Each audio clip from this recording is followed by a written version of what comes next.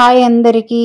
ఇదైతే Sunday vlog అండి. Sunday మార్కెట్‌కి వెళ్తున్నాము ఫిష్ తెద్దామని చెప్పేసి. అక్కడికి వెళ్ళంగానే ఇలా బుల్లి కోడిపిల్లలు కనిపించినాయి. వీటిని చూడంగానే క్యూట్‌గా అనిపించింది.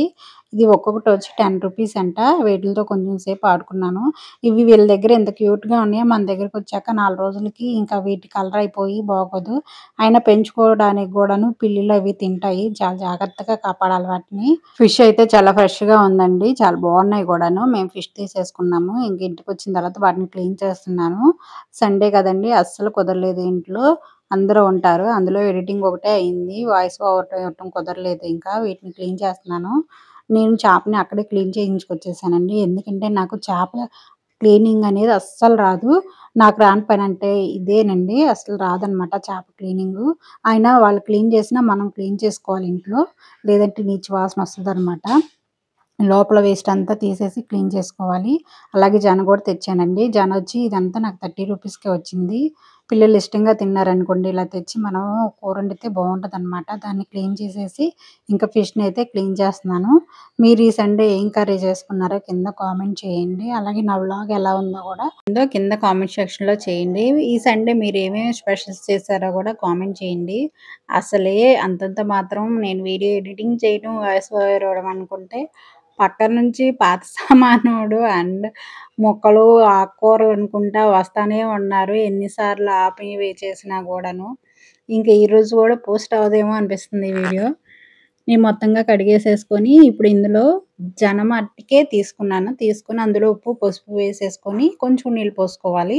మునిగేదాకా నీళ్ళు పోసుకొని మనం ఆగిలో వేసుకుంటే ఇది రేపు వండుకోవచ్చు. లేదంటే పాడైపోతది. ఇవాళే మొత్తం అంటే మన వల్ల అవ్వదు తినడానికి. అందుకని నేను ఇలా చేస్తాను. మీలో ఎంతమందికి ఏ జన అంటే ఇష్టమో కింద కామెంట్ చేయండి. వీటిలతో మీరు ఏమేమి స్పెషల్స్ చేస్తారో కూడా నాకు చెప్పండి. నేనైతే ఫ్రై చేస్తాను, పులుసు చేస్తాను, ఇగురు చేస్తాను. ఇంకా చాలా చేసుకోవచ్చు. కానీ ఇవి 3 మట్టికి బాగా తింటారు. చూడండి ఈ విధంగా చేస్తాననమాట. ఈ విధంగా చేసి బాక్స్‌లో పెట్టేసేసి మనం ఫ్రిడ్జ్‌లో పెట్టుకుంటే ఉంటది. చేపలకి ఉప్పు, కారం పట్టిస్తున్నాను ఫ్రై కోసం అని చెప్పి. ఈ విధంగా మొత్తం ఉప్పు, కారం, పసుపు పట్టించేసేసి వీటిని ఒక ప్లేట్‌లో పెట్టుకోవాలి. ఈ విధంగా పెట్టుకొని వీటిని ఎండలో ఆరబెట్టుకుంటాను. ఒక గంట దాకా ఇలాగ ఎండలో ఆరబెట్టుకుంటాను. అప్పుడు ఆ మసాలా అంతా ఫిష్ చక్కగా అబ్జర్వ్ చేసుకుంటది. మనం ఆయిల్ తక్కువ వేసుకొని వేయించుకోవచ్చు. కర్రీ ప్రిపేర్ చేసేసుకుంటున్నాను.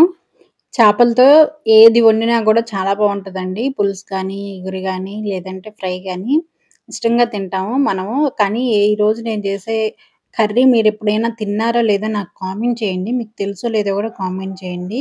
ఉల్లిపాయ, పచ్చిమిరపకాయి, అల్లం వెల్లుల్లి పేస్ట్ బాగా వేయించుకున్నాక 2, 3 టమాటాలు సన్నగా కట్ చేసుకొని వేసేసుకొని అది కూడా కొంచెం మగ్గాక ఇందులో గోంగూర వేసుకున్నాను.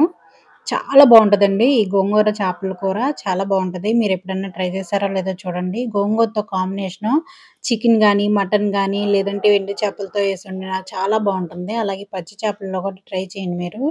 గోంగూర వేసేసుకొని ఇలాగ పచ్చిమిరపకాయ వేసేసుకోవాలి. అందులోకి సరిపడా కారం గూడా వేసేసుకోండి. వేసుకొని అది పచ్చివాసన పోయేదాకా వేయించుకున్నాక వీటికి వాటర్ పోసుకోవాలి. సరిపడంత వాటర్ పోసేసుకోవాలి ముందు.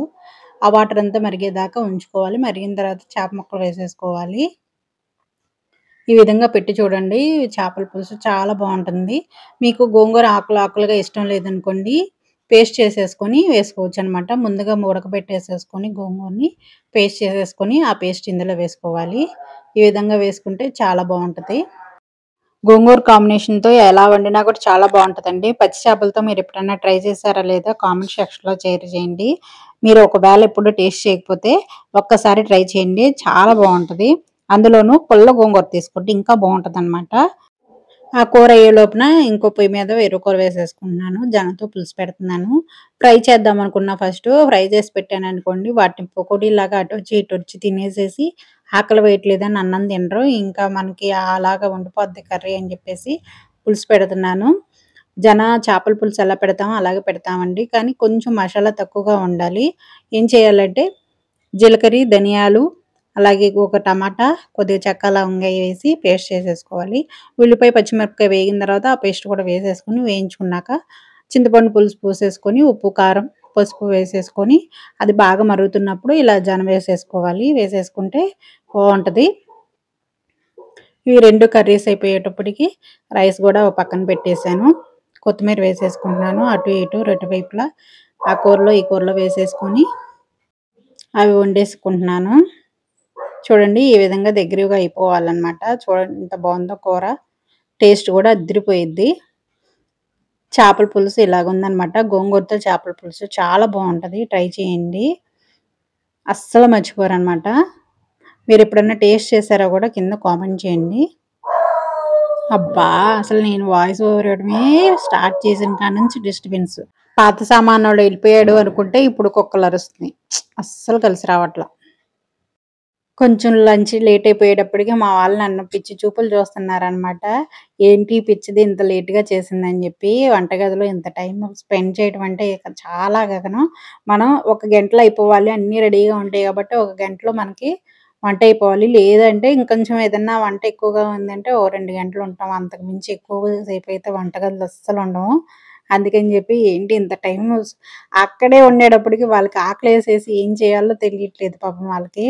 ఏం చేస్తామండి ఎలాగోలా ఫినిష్ చేసేసాను. కర్రీస్ అయితే చాలా అంటే చాలా బాగొచ్చినియి.